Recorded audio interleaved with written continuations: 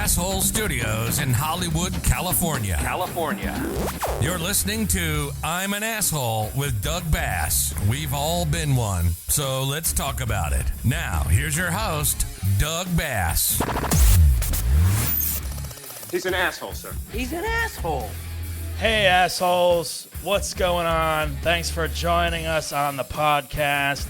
You know the drill. Follow us on YouTube at Doug Bass Comedy or A-Hole Podcast, and also on social media platforms, Twitter, TikTok, Twitch, Facebook, Instagram, all that stuff at A-Hole Podcast. Subscribe on Apple iTunes or wherever you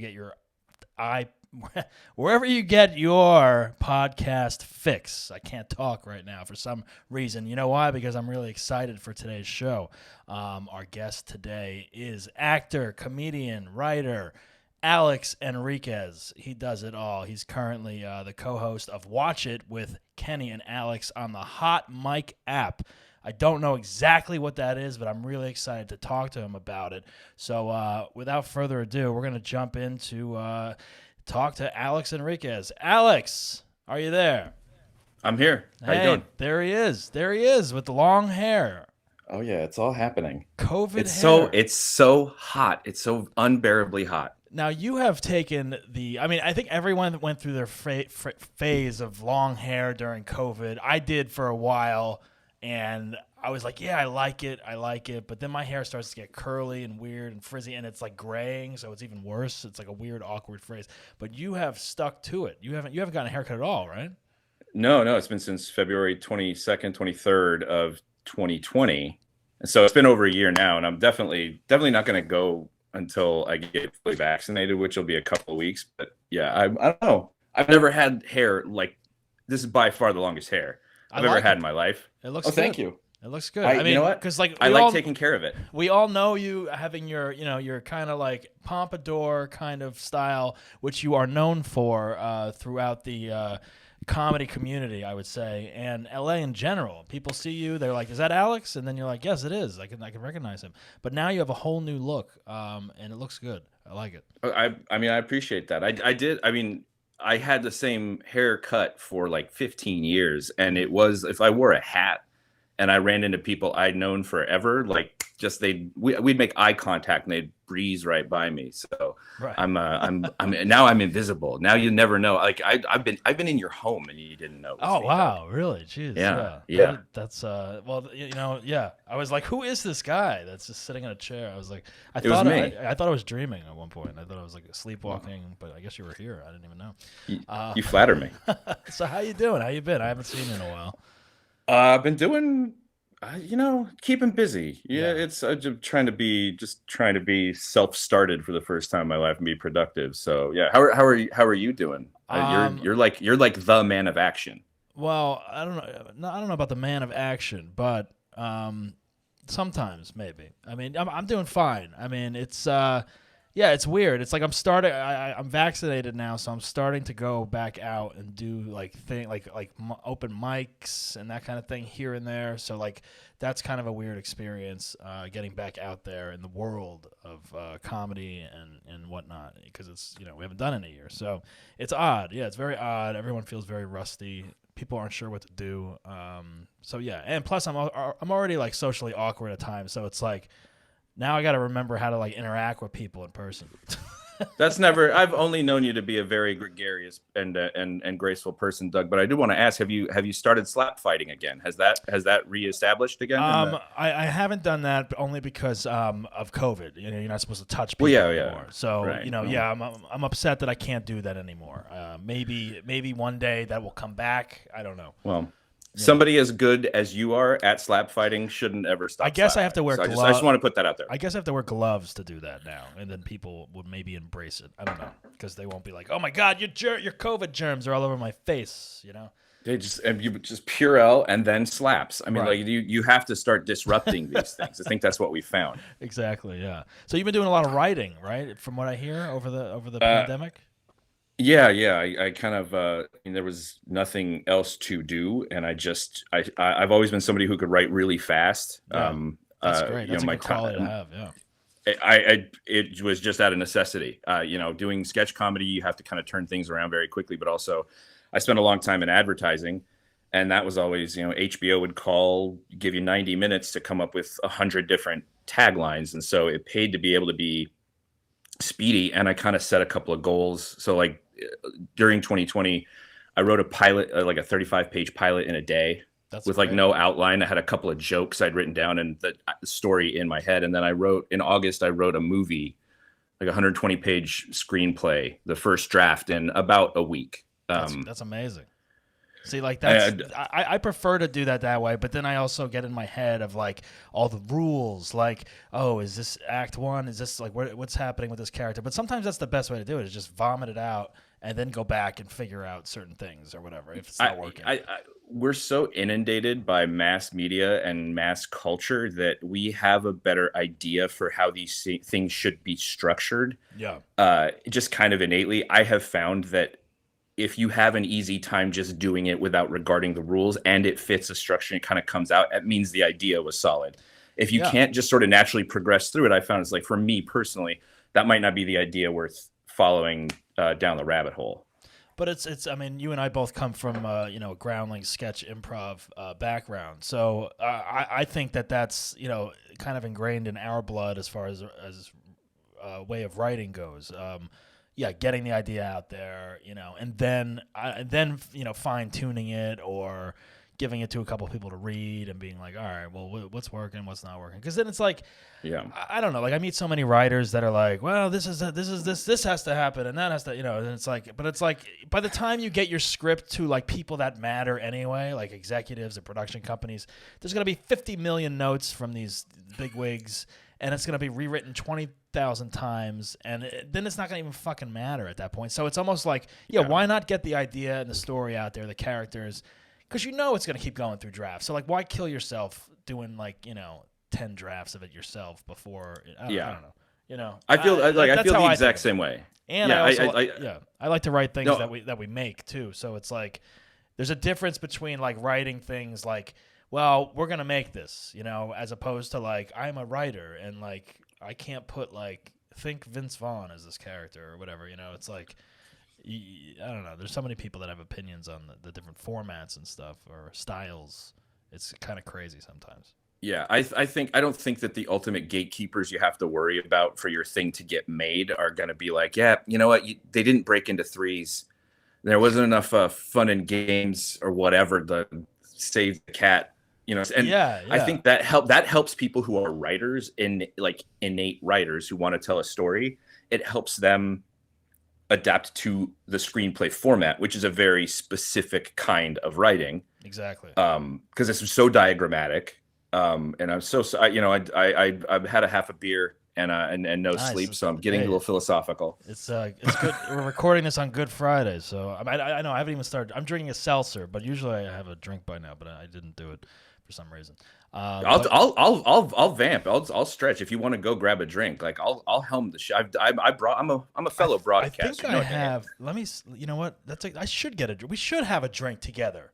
We haven't had. Let's get a drink together. All right, I'm gonna go grab a drink. We're gonna let this record. We'll cut this part out when I go get the drink, and then I'll be right. Well, back. I'm gonna talk, and I'm gonna fill this with some stuff. I'll watch it later. Okay. Yeah. The screenplay is something I feel like people, if they really relax and allow themselves to, can feel their way through largely. It takes practice and it takes the ability to get over the first draft, rough draft blues, but it also requires repetition. I realize I have the luxury of being able to do that. It's very privileged, which is why I don't waste it. And so I also had the privilege of being in environments that fostered speed. So like I said, I honed this very quick twitch reflex between sketch and improv, where it was about the first good idea and how great you can make it. That's filtered through and really seen me through some interesting creative times and interesting times to create in. And here's Doug. I totally agree with everything you said. Yeah. Doug's the guy that got me into fascism. That's what I was trying to say. So yeah. We're just trying. When I walked towards my bar, I was like, should I make a martini and really stretch this out, or should I grab a peanut? I was joking, but I was like, What if I took like literally 10 minutes and came back and was like, so let's go. You still all right? Just give me. I gotta go get some. I'm gonna go run to the store and get some olives, and then I'll be right back. Do you have limes? Can I come grab some limes? Like what if I came over to your house and you saw me walking behind your screen grabbing a lime and then coming back? Ladies and gentlemen, he's in my home. That would have been a great. Citrus. See, that would have been a great bit if we had like planned that out ahead of time. Okay, don't. Now you really do have to cut this out because this has to be a left turn that something takes at some point. Exactly. Yeah. Oh, and we got to wear cowboy hats. Yeah, the whole thing just went nuts. That's what happened. Yeah, I grabbed my last beer, my last Guinness from St. Patrick's Day. There you go. Well, hey, cheers! Happy Cheers, St. man. Patrick's Day, Cheers. belated. Good to see you. Yeah. So I don't know what you're talking about, but anyway, I will hear it Neither later. did I, frankly. So yeah, the writing. So you have been writing. You've written a couple projects. And are you in a contest or a festival of some sorts for writing? I actually had a kind of an interesting Friday 1 week ago because I pushed myself to finish a first draft of something I've been working on since kind of New Year. And the moment I wrote end and stepped away from my computer, I got an email that said that two projects, a pilot and a screenplay that I'd written, were into the second round of the Atlanta Film Festival screenplay competition. That's awesome. And congratulations. Thank you very much. So it was like I was just telling my wife that, because she said you didn't even seem happy, and I was like, there was so much stuff that had happened, and then writing, I wrote 20 pages and punched through something, and I was just so exhausted that the emails just felt like, okay, what else? There's something else now. I just I couldn't feel anything but upset, and that's really the riddle of Alex Enriquez in a nutshell. But I relate to that. I mean, I feel like comedians we're always like, oh, okay, yeah, this happened. Well, what else? There's some kind of catch, or it's not good enough yet, or something. You know, it's like you're always double guessing yourself. In the end of the day. So I get that, but that's great news. Yeah, Atlanta Film Festival. Yeah, I've heard good things about that one. Yeah. So have I, and my wife told me to do it, and I always do what she tells me to do. And now, I get to advance best. in the round. She gets to be right, which is both our favorite things. So yeah, that's great. Good. Now, also this, so you are co-hosting Watch It with Kenny and Alex on the Hot Mic app. Now, I signed up for this app. I don't know what it is though. I mean, I'm fascinated by it.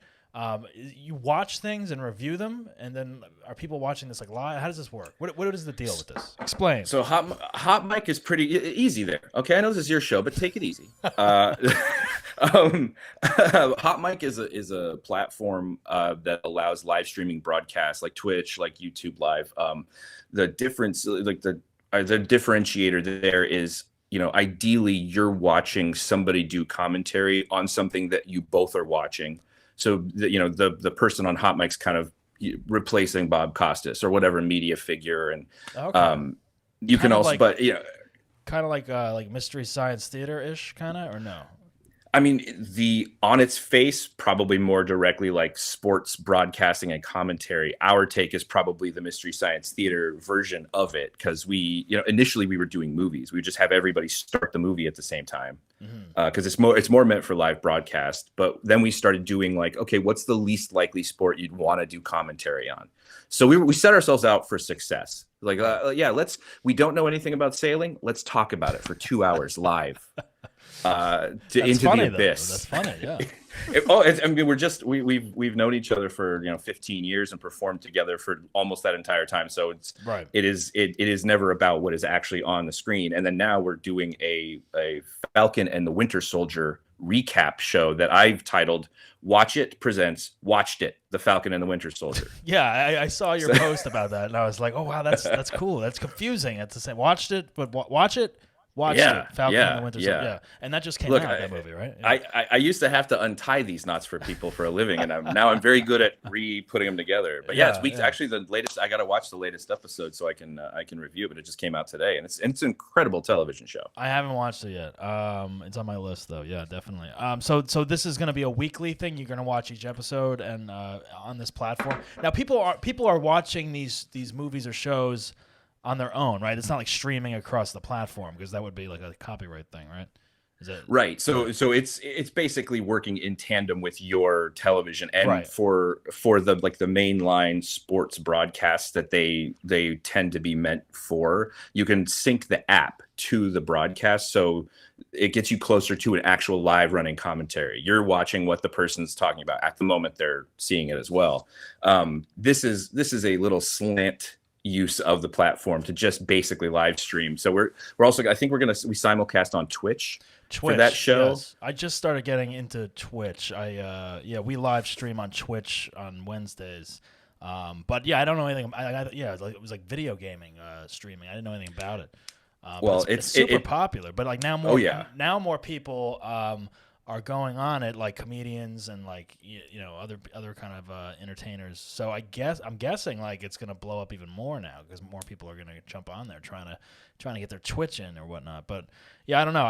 It's like I don't have any following on Twitch, but it's like it seems interesting. But yeah, again, it's like all these apps, I'm like overwhelmed. It's like, oh, I gotta learn this one. I gotta learn this now.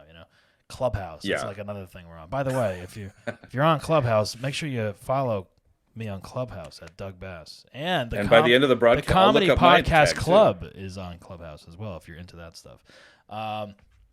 So yeah, it's a little overwhelming, some of these things, but I guess it's like a necessity to be on these things as comedians and writers and actors, to really throw yourself out there with whatever you're trying to do. And this Hot Mic app is another new. Is this new? Has it been around? We started on Hot Mic right at the beginning of the pandemic. So at least a year, but probably for some period before that too. And they're great. They do great like brand sponsor, like partnerships and stuff. You can load sponsor banners on your stream, and like there's revenue sharing that way. So they're really cool. And they started doing like prize giveaways and stuff. You can run polls. Like their back end is really friendly. Not to get too into the nitty-gritty of this stuff, like you want to talk about as content creators, it's doubly overwhelming because it's not just how many apps you have to watch. It's like, okay, you got to have OBS, and how many capture cards do you have, and do you take the compilations, the raw stream of your video gaming, for instance, and send that to somebody to edit together to put into a YouTube. It's all light years beyond where I'm at right now, but it is a reality for a lot of people. Well, that's the interesting thing. Like OBS, I think we talked about this once before, and I was like, oh yeah, I want to start doing the live stream because I was doing this podcast and I definitely wanted to film it with like cameras and stuff, but I was doing like 2 or 3 cameras and just filming them and then uploading all the footage into Final Cut and then like cutting it and I was going nuts. I was like driving myself nuts to like film an episode of this thing and then like try to cut it together to like release it the next day. And I'm like, oh my God, this is way too much work for like the final outcome of like 10 people that watch it on YouTube or whatever. Well, I'm like, oh, there's got to be a simpler way. And then you're like OBS, and then that's when I looked at Ecamm Live, which is kind of like OBS, but it's Mac friendly. And then other people told me OBS is a little more confusing, so I just went with Ecamm Live. But I hear both. I'm loving Ecamm Live so far, but yeah, OBS and Hot Mic. I mean, I don't know. There was another program also called like Rizzle or Razzle or something, which was another. Oh yeah, that sounds familiar. Which was another thing that someone emailed me and they're like, create 10-second clips on Rizzle, and like they were trying to like get like deals for like performers to do stuff on there, and it's like some of these either take off or they don't. It seems like it's like or a handful of people know about them or they don't. Well, there's secondary, all of them, to data gathering, which is the real commodity. It's like getting every email you get to sign up is somebody you can sell to whomever. And do you remember like Hello or whatever? That was the really stripped down social network that would just does nothing. It's like Hello or something. It's like hello, something like that. But it was I don't think there were images on it at all, and it was all like 100 letter status messages or whatever, and it turned out it was just somebody hired a designer to make that interface just to farm email addresses to sell. Yeah, see, that's what's nuts. It's like everyone signs up for these things immediately, but they really don't know like, where's my info going, where are these videos going. It's like everyone just wants to be like first on the new app in case it explodes and like you're part of it or whatever, Very rarely do people read the "I agree" statement for anything these days. which is Man. it's always. How many times you sign up for like a phone or a service and it's like blah blah blah blah blah. Blah. Yeah, I agree. And it's I like, just signed go my like, life away. if this truly made a difference, they wouldn't even try showing it to me. Yeah, Like if exactly. this was truly made any difference in the interaction, I wouldn't have access to it, even this little bit that I'm ignoring. So Like, I just yeah. yeah. Like my parents used to be like, you read everything before you sign it. Like double read, like it's like I remember reading like I remember like my first commercial agent. Like I was like, oh my god, look at this. And I like read through it like 5 times and then like asked like 3 people. It's like, is this right? I don't know. It's like you buy a car, you read everything, but like anything on apps, anything that's electronically, digitally signed, you're just like whatever. I go. It's all just fucking Nintendo. Whatever. Right, Hey, can I but- cuss on this? I can cuss, right? Yes. Okay, It's yeah, called yeah. asshole. I just did an interview before this, and someone's like, "Oh wait, we can't curse, right?" I'm like, "Well, the show's asshole. Yeah, you can curse." Well, No, you it's can a curse. that's a part of the human anatomy. No, it's a beautiful polite, and it's elastic a part of the polite- human anatomy. It's a polite, thing to ask, so I appreciate it. Yeah, but yes, you can curse. Fuck, curse. I mean, Fuck. God damn it. Yeah, Fuck. you just do it. Makes you feel good on a Friday. Oh yeah. Yeah. So you're also an actor. And how are you liking adjusting to auditioning during the pandemic? Zoom, self tapes, all that stuff. I've yet to cross that frontier. I've heard that the Zoom audition, the live fire arena is a little harrowing. Haven't had the pleasure, but self tapes, it's like to me, eliminating the trouble of having to go to a place is one thing, but then where in my tiny apartment do I find the space to shoot in front of a blank space, and then I got to have the lights and I got to have a good camera, and the whole time I'm imagining the people that are actually spending money every time they put one of these together to really really shine, and how maybe it makes a difference for either of us, maybe it doesn't. I just whatever, it's fine, it is what it is. Yeah, I mean, I really enjoy. I've done a couple Zoom auditions for like commercials, and then self tape for like co-star stuff. But like, I really the commercial thing I like because you don't have to I don't like leaving the house to go to these commercial auditions, like Santa Monica, driving there on a Friday, wasting your afternoon.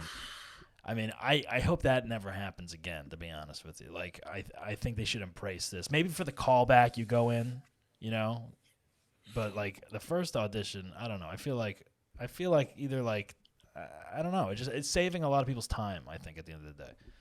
Yeah, and just like everything else, it's another shift in what actually needs to happen in person. What kind of overhead are people talking about in terms of securing space? And I overall, I like it. The idea that I can have my really talented wife in the room, who's an amazing actress, also amazing at getting good performances out of people. Right.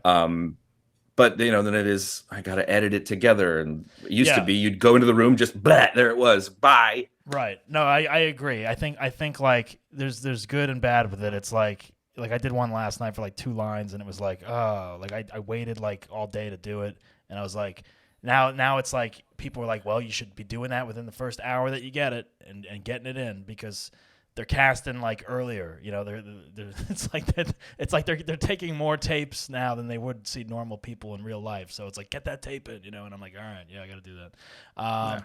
But then it's like, editing it together, the dogs barking, that's a pain in the ass. Like even me doing this podcast is a nightmare when I'm watching dogs. It's like, shit, I want it to be quiet, but I can't. I got to put them outside in the other room. It's crazy. Oh, yeah. It's a lot of work. We're looking down the barrel right now of I'm counting down until my wife comes home with a bunch of dogs and sets off the so far silent dogs that are surrounding me literally completely right now. Asleep. Yeah, exactly. Yeah.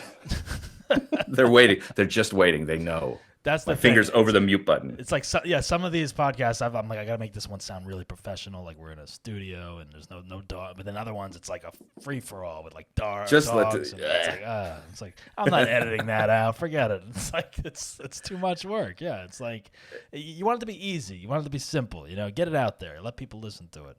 That kind of thing. So when is this next Hot Mic show? Is it once a week, you said?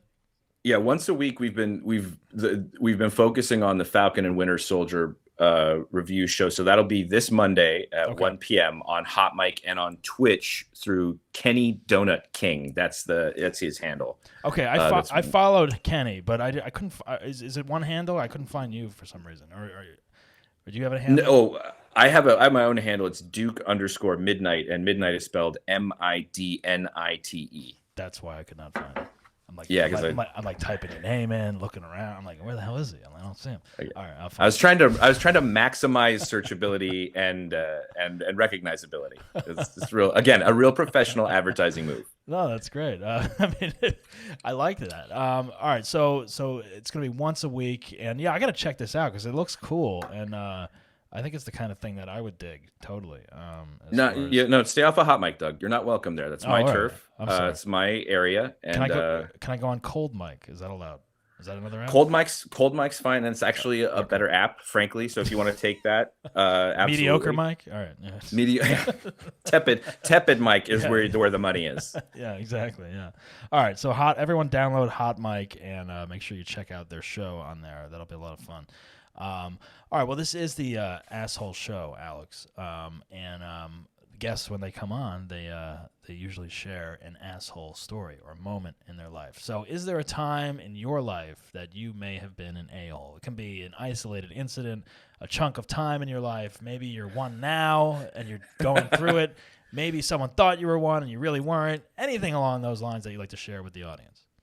I have a single white hot incident that it was everybody tagged me in that moment on what an egregious asshole I was. So like tagged you on Instagram or tagged you? Thank Christ there was no Instagram. This is high school. This was okay. Yeah. So this is like 40, 50 years ago now. Right, but I was throwing a pigskin around in after school, playground with the boys. And it's this like high school age, and I'd never been good at football. Same here. But I somehow, at this moment on this day, I was throwing perfect spirals like my arm was a cannon. I was and it began to matter because these other high school kids who were a little younger than us came over and were like, "Hey, do you want to play?" It was even numbers and like, "Yeah, we'll play." And I was like, the whole time I was like super nervous. I was going to embarrass myself in this football game. It's like, well, here they all find out I'm some kind of weirdo. But again, I was the most athletic I'd ever been to that point. I mean, I was like drilling passes, catching things one-handed and running just a country mile. Regular Tom Brady over here. I was doing it all, man. Yeah. For just that in that day. And I started to feel a little proud of myself, and I started to feel a little down on the rest of my team because we were still like losing very badly. Right. And I was like, man, I'm doing great, but we're losing. Whatever. This one of these kids though, on the other team, mouths off, and he says, how about we institute a mercy rule? And his team all laughs. It's like out of the Sandlot or something. Like the mean kids all ha ha ha ha ha. Right. Yeah. Everyone takes sides or whatever. Yeah. Yeah. And at this point, the assuredness I was feeling with myself had barred any sort of filter that I would usually tend to keep. Even that at that age, I would try to be a polite kid. So I'm like 15, 16, whatever. The kid says this thing about the mercy rule, hardy har har. And I just snap back at him and I say, how about I eat out your mom and tell you how her pussy tastes? Whoa. And that is exactly the noise that every single other person on the field made at me. And these are other young men who engage in all sorts of talk, whatever. But that like, it was like, whoa. Like even my own teammates were like, man, I don't know that I can back you on that one. But I was like, no, immediately withered. Immediately, I was like, no, no, it's right. I was feeling my chest was out. I put too much bass in my voice, and it was everybody, all the other children were like, this was a wrong thing of you to do, Alex. I know we like to have fun and joke, but that was really rotten. And how old were you at this point? 6th grade? I was like 15. I was 15. 15. I was like 15 talking to a 13 or 14-year-old. Wow. Just. Yeah. So that those kids got a lesson that day in language and imagery, perhaps. and how about the biggest lesson of all? Don't push a stranger. You know. Oh yeah. You never know, especially during football. No.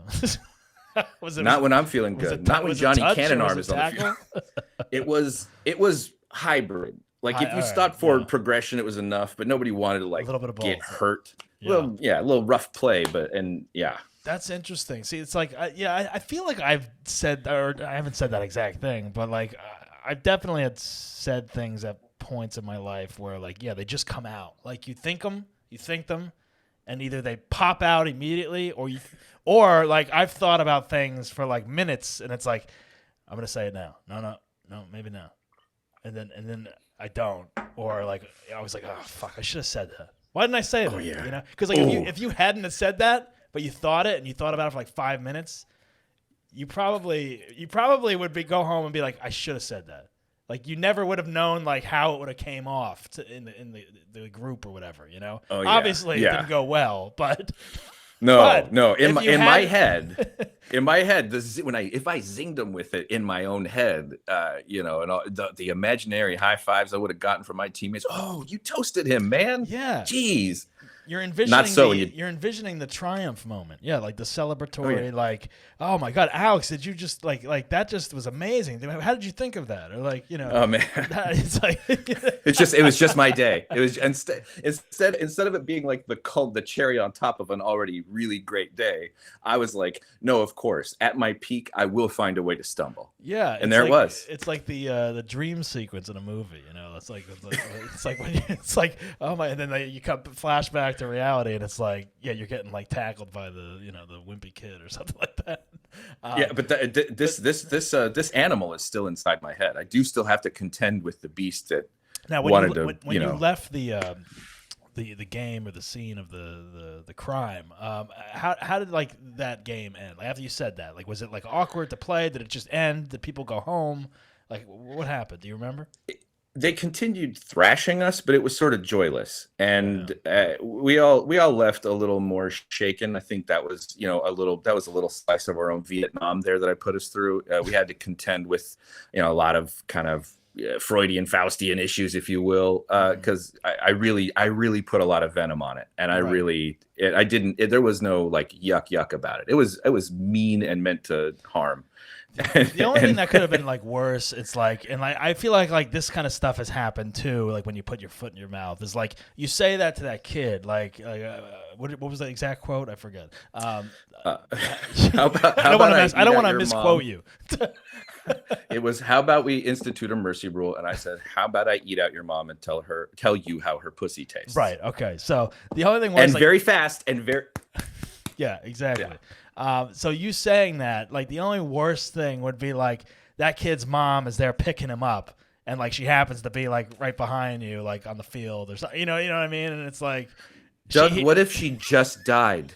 What if this is his first day on hey, he's really, Adam's out there. He's really getting used to life again. And look at him playing with the boys. And here I come, like, hey, you're dead, mom, pussy, man. And he has to contend with that. Exactly. Like it's his first day back out. Like the widowed father is like, you really got to get out there and try to make some friends. Exactly. I know mom passed away. And it's like his first time. Yeah. I mean, you don't know. Like those are the kind of things. I've lost contact. You're right. Those are the kind of. I'll wait. There you go. Now you hear me. Those are the kind of things where like, you don't know like the history or what could happen or I don't know. Like I feel like a lot of people have been in that situation where it's like you say something and someone's there that you didn't realize or some shit like that. No, I've thought about that so many times. Like I'm sure his mom was fine and that her pussy's great, but what if all of the what ifs and all of the what ifs of those situations you find yourselves in where it's just a kind of a blasé and it like could be devastating to somebody. So I think the lesson to me was that's just ice too thin to tread on. You just kind of certain things you stay away from.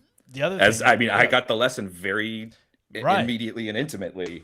And it's like, you can run so many scenarios through your head. It's like, what if that kid came back with like some kind of reply that like blew you away somehow, and it was like, Yeah, he's like, I bet it tastes like your mom's asshole. And I'm Yeah, or like, something. how would it? It's like yeah, exactly. It's like well, your mom told me it tasted good or something. It's like what? It's like Yeah. something you're just like you're not expecting, and it's like oh what? Whoa! And then it becomes like a war almost. Yeah. Well, if he roasts me on top of that, if he snaps back with anything, even if Right. it was like, yeah, I bet it's like tastes like your dad's dick or something, like if he's able to get something out on top in that moment, I would have combusted. I think I would have come apart physically because of the force of that act. Right. It would have put everybody's upset to rest and just really honed in on what a monster I was.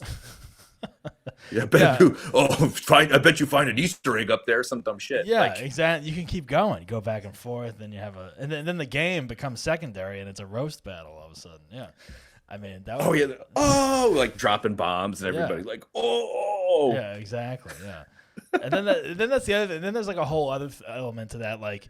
When that kind of stuff would happen, it's like so and so would tell like some parent, and then that parent would tell another, and then there's phone calls made at some point where it's like, I heard your son called, said, and then the adults would use like the exact thing, like your son said that I hope like my pussy tastes better, or whatever. It's like to another parent or something. Yeah. It's like then that like I can't even imagine having kids. We both don't have kids, so it's like.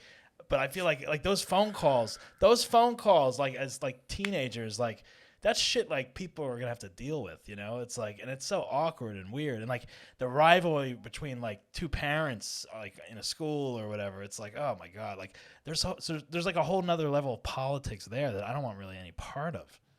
It's not having to deal with other parents is maybe one of the best features of not having to deal with your own kids. Yeah, I would think so because it's an interesting topic because it's like you have a kid and obviously your whole world changes. It's all about the kid, and but then you start hanging out with other parents, other adults that have kids, and that becomes your world. And you go to school functions and join PTA meetings and coach Little League and all this shit. And yeah, then there's like a whole other level of politics, like we have as like sketch comedy actors or improv people, like that kind of shit that we used to deal with. That now it's like kids stuff in school with parents and grades and the bully and the this person doesn't like this person. I don't want you going to that kid's house because their parents don't want you. That it's like all that shit. Like you start thinking about it, and it's like wow, that's a lot to deal with. Well, and specific to our location, I think, and this doesn't apply to any of the children that I know in my life. They're all blessed angels, but there are many LA kids who are assholes. Oh yeah. And I was doing a gig, like a charity gig at a nonprofit daycare in Los Feliz like 12 years ago, and I was like, everybody here looks rich. So I don't know what the nonprofit, I don't know why I'm here, but we were raising money or whatever. And I'll never forget this poor woman chasing a toe-headed monster around the playground who was slapping everybody. And she was trying her best to keep her hands at her side and be calm. And she just kept saying, Pen, how do you think this is making mommy feel? Pen. And this kid is just in another fucking galaxy of torture and fun. And I'm like, yeah, that is the LA kid experience. I'm good. Yeah. And that's interesting because it's like, I don't know about you, but like I know a lot of people that have kids, but they're like, my sister has like newborns, but like a lot of my friends have like kids that are like maybe like, 5 to like 9 or 10 range kind of. And it's like, that's a sweet spot. Like there's shit going on and stuff, but like, it's like, they're fun. They play games, whatever.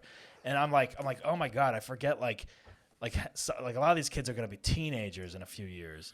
And it's like, that's a whole other thing. Like, that's like, that's territory where it's like, I can see some of my friends going nuts, like over some of the shit. Like you think teenagers, it's like, you get into crazy shit when you're a teenager. You start dating, you talk back, you rebel in different ways. It's like I'm very curious to see how some of my friends react towards that kind of teenage land when they get there, Yeah. You just might, you let them loose on a football field to have a couple of yucks. All of a sudden, they're invoking, cunnilingus on everybody's mothers.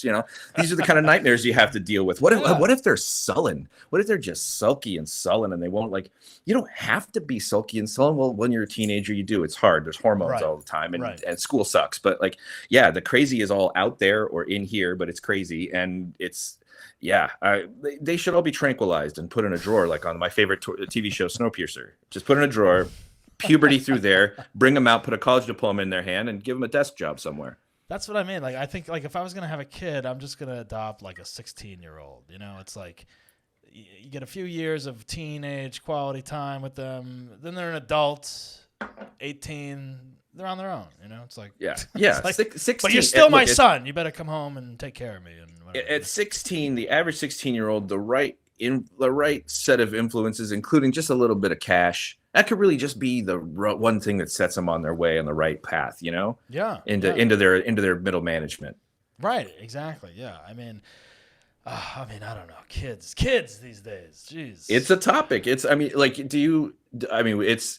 We are always, I think, wondering if people are always wondering if we're going to have kids. I don't know if you find yourself in the same situation. Or is this too personal for the Asshole podcast? No, I'll talk about anything. It is interesting. I think my mom at some point was like, "You gonna have kids?" But now I feel like my sister just had 2 kids, so that kind of checked that off for them at least. So it's I don't know. I think I'd be a good dad. But at the same time, it's so. For what we do, where we live, it's so. It's a lot would have to change, And I'm not saying that obviously everyone's life changes when they have a child, but I don't know, us living in LA and being actors and comedians and writers. It's I don't know. It's hard. It's hard enough to do this shit here as it is, but it's I'll tell you this, Doug. For Doug. Me, it is. I bet I could be a pretty damn good carpenter, but I don't like splinters. And what I mean to say there is just because you can do something doesn't mean you gotta or should. No, exactly. How do you feel about this? I think you guys would be great parents. I think, but it's either in the cards or it's not. I think either it's gonna happen or it doesn't. And I don't. Yeah, we've had discussions about it because the last thing we want to do is feel like we didn't absolutely explore the idea of it. You gotta have the discussion. Yeah, for sure. Yeah, because there's a clock, and it's a clock that I don't have to worry about, nearly as much. But we're also, my personal thing. We're fairly in the camp of no kids. But my personal outlook on it is I feel like I met my wife very late in life, and I'm very selfish, so I don't want to share. There you go. I'm sorry. And I like to travel, and you like to travel, so it's oh. When we could travel. Yeah. But it's when you have kids, those travel trips become different things. It becomes Legoland and Disney, and it's we're not going to Sweden or France, it's that's. And by the way, that Legoland trip is so much more effort than the trip you would have taken if you wanted. It's all to make the kid happy, and the kid won't be happy. No, so it's whoa, just invite a black hole into your life. It's going to bend light and time and eat until you're dead. Right. I'm like, no, thanks, man. And then part of me is also selfish, where it's if I'm going to have a kid, I hope they're into what I want, what I like. You know what I mean? Because I'm what if they're this huge jock or something, and then it's now I got to coach baseball or dude, little Marty McFly Bass is going to have to really be into a couple of very big film properties if you catch my meaning. I hope that they are successful in the entertainment industry somehow, writer, director, actor, whatever. I don't know, but that's not fair for me to put that on the kid. But at the same time, I don't want to be coaching soccer on Saturday afternoons or baseball. It's I'm not good at that shit, but then you'd be expected to do that, I think, and it's then the pressure is on you to be now I got to learn how to fucking play basketball. Oh, great. I can't even fucking throw the ball into the hoop, It boggles my mind that, by the way, just on its basic face. And nobody ever talks about this, that you fuck and then a person comes out, and if you just let them, they'll become an adult and be out in the world. No. See, no. yeah, We got to figure out something else. See, that would be my punishment though, because I know my dad is like really into sports, and like me growing up as a kid, like he would force like basketball, like I had to play basketball, and like and then like I know like it'll skip a generation, like my kid will be like my dad and be like, oh, basketball, and I'm like, oh Jesus, and then their kid would be like, oh, I want to be an actor or a comedian, it's like, oh, God, and then I'll be too old and dead by the time that happens, I'll tell you this. Between the two of us, I am the athletic one between me and my dad, while not being an athletic person, but I was a swimmer. Okay. And my dad still even would come like, so I think when you dive, he's like giving me pointers. And my dad's afraid of the water. My dad doesn't go in pools, and he's like telling me how to varsity swim better. You still got to find your in. I know if I had a kid, I'm like, I can't throw anything for anything. I'd have to be like, I watch YouTube. Yeah, I'm sure somebody on there, and then I'll give them pointers. I like playing like sporty games, like when there's no pressure to win, or you're fucking around and there's alcohol involved or something. It's like, it's like, I'll tell you, if I could have drank in high school while playing basketball, I'm sure I would have loved it. Here comes sophomore 15-year-old Doug coming down there. Hey, oh, you missed that one again. Whatever. Here, have another beer. It's like, you're dribbling with one hand, a Coors Light in the other, and a cigarette dangling from your lip. If my father made me a teenage alcoholic while persuading me to play basketball, then I may have enjoyed it more. I don't know. I'd be pro now. I'd be pro. I would be I'd pro. Make more of these. I would be starring in Space Jam 2 instead of LeBron. You'd be LeBron. You just 15 years old. I can make these free throws if I didn't have the shakes, man. I just gotta a little nip to take the edge off. Yeah. You know what I mean? Maybe that's a new way to look at it. I don't know. You should have been a drinker in high school. That's where you went wrong. Yeah, I know. Yeah, I started too late. That's the problem. You're a late too bloomer. late. No, yeah, exactly. Start them young. This is 18 and above should be listening to this. So don't take anything we say for truth. That doesn't even make sense. Drink, do drugs, chase people around, fuck, whatever. Yeah, just be careful with everything. The fascists are going to outlaw everything cool anyway. So if just people do are it coming now. to this show for advice, then I don't know what to tell them. I'm flipping off the camera right now. That's what I say to advice. They're in the wrong spot. But tell your friends and subscribe. Subscribe for non-advice. Here's a question for you, Alex. Have you ever gotten anything autographed, and if so, by who and what was it? I have gotten a bunch of stuff autographed. I got an address book autographed by Kevin Smith. An address book. Like, okay, yeah. so something that you'd put your friends and family contact in. By Kevin Smith. It's a little pocket-sized one. Film director Kevin Smith. Okay. Yeah. Why an address book? Is it because that the only thing you had on you at the time? Is that what it was? It was it was a last minute, like he was making an appearance at a convention downtown. So I went at the last minute. It's the only thing I had on me. He was doing a panel and he was coming around. There was only 85, 90 people in the hall. This was like after Dogma, but before Jay and Silent Bob 2, if that places it for you. Yeah, so he's still kind of up there. Yeah, totally. That's all I had. And I used to carry it on me every day and did for a couple years after that till it fell apart. But yeah, I had him personally autograph it. Kevin Smith. Did you ask him for his address and phone number since you had the book? He wrote, I think he wrote in a 555 number. He saw he took the God bless him. He took the opportunity for the joke without having to be set up, and that's right. That'll be eternally to his credit. Yeah. Do you still have this? Oh no, it disintegrated in my pants long ago. You mean you didn't frame it and put it next to Dogma DVD or whatever? Yeah, it's wedged between two identical Criterion copies. Isn't that of interesting? Amy. Isn't that interesting with autographs? It's like, I remember trying to get some autographs in middle school or high school, and it was like, if you got one, it's like, oh, frame it. It's gonna be worth something one day, And I always thought that. I always thought you got to get this stuff framed. It's gonna be worth a lot of money, and I'm like, it's not. Unless the person dies or dies young, or I don't know. Not to I don't mention know. a certificate of authenticity on something that you had signed yourself, which is Right. needed for high value collectors. It is needed for that unless you have like an expert come in and like line it up and whatever. But now it's almost like the selfie is like the new autograph, or the selfie of you with the person and them signing the thing. It's like there's your proof or whatever, and you put that next to the autograph as you're trying to sell it. You frame it in a shadow box, a tasteful shadow box, a selfie of the original photographer, Right. getting Yeah. Dwayne the Rock Johnson's autograph outside of LAX. Exactly. Like it's pretty cool. I mean, yeah, it's interesting. It's like I think I had like what are the autographs I had when I was a kid? I think I had an autographed poster of Phenomenon with John Travolta. And that was that was because like my mom went to like school with like John Travolta's like ex-brother-in-law or something like that. I don't know. And like anyway, there was some sort of communication, and I was like, oh, Doug is really interested in acting and movies and blah blah blah blah blah. And somehow like the executive assistant to John Travolta like sent me a poster of it signed, and I was like, oh my god, this is the coolest thing. And I remember we went out and got a frame for it, and it was like hanging in my basement, and I hadn't even seen that movie yet. And I was like, then I watched it, and I was like, all right. It's like, yeah.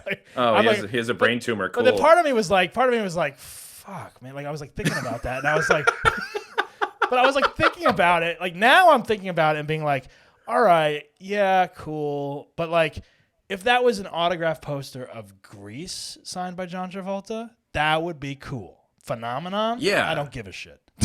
Yeah, it's like Grease, Phenomenon, Fanatic. It's right there. Or Saturday Night Fever. Like give me one of the classics. Give me a Travolta classic autographed. That I would probably still keep, or I could sell. Like I don't know. No one wants Phenomenon.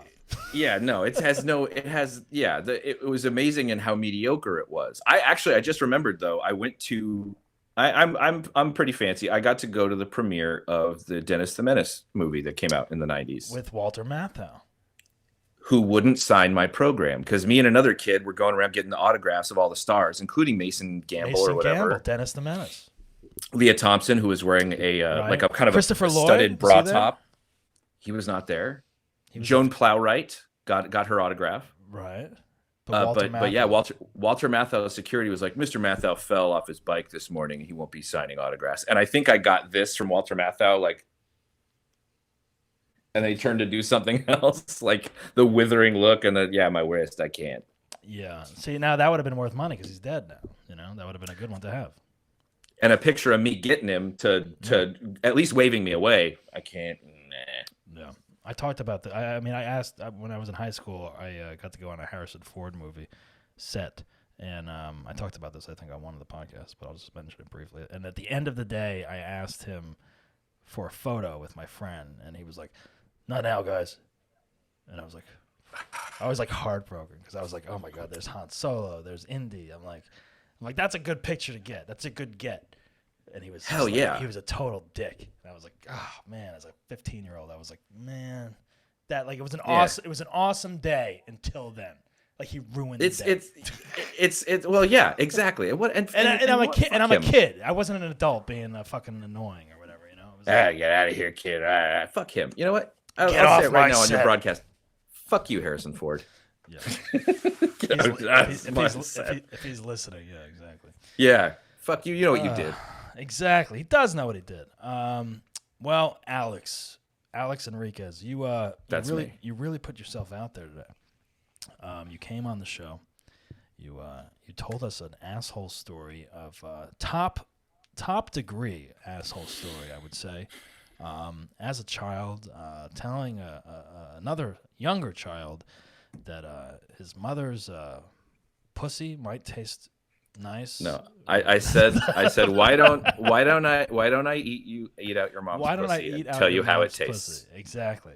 And tell you how it tastes. Coming from a 15-year-old who's eaten a lot of pussy at that age. Oh yeah. I'm sure he was like, what? Yeah. He's like, you and I both know you don't have any idea. You have no shot with my mom. Now, if that was his comeback, that would have been like, all right. Kudos. Fair enough, man. man. You got it. Yeah. I'll run home and start a new life. Bye. Well, you really put yourself out there today. That was a great asshole story. And the way we end this show is by everyone stating their name and saying that they are an asshole. So the floor is yours. I am Alex Enriquez, and I am an asshole. There you go, folks. Alex Enriquez, and he's an asshole. But he came on the show, and he redeemed himself today. So we do thank him for that. He can go in peace now by not being an asshole.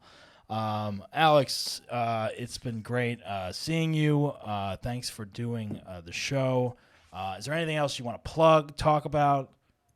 I thank you for the bandwidth. I really appreciate it. It was nice sharing a drink with you. Twitch, Duke_midnight, Instagram, Dr. Alex, Twitter, Alex Enriquez, but I'm never there. And just find me somewhere and argue with me. Yeah, Alex loves a good argument. So make sure you check him out on the Hot Mic app show. We're all gonna watch that. And thanks, Alex, for coming on. And I hope to see you in person soon. Now that things are starting to go back to normal a little bit. Oh, I think that'll happen sooner rather than later. I think so. I'm in your home. Yeah. Oh yeah. You are here. That's right. We did that bit before. You're gonna when I exit the show, you're gonna see me walk behind him going the other way now. Oh, if we could make that happen, Jesus! If we can make that happen. Next time we'll have to coordinate it. All right. Well, say hello to Katie Rose and the dogs. I will. And thanks for coming on. All right, guys. Remember, don't be an asshole. But if you are, laugh about it and talk about it. Bye. You've been listening to I'm an Asshole with Doug Bass. Please subscribe to us on all streaming platforms. Have a good asshole story? Email us at doug@dougbasscomedy.com. We'll see you next time.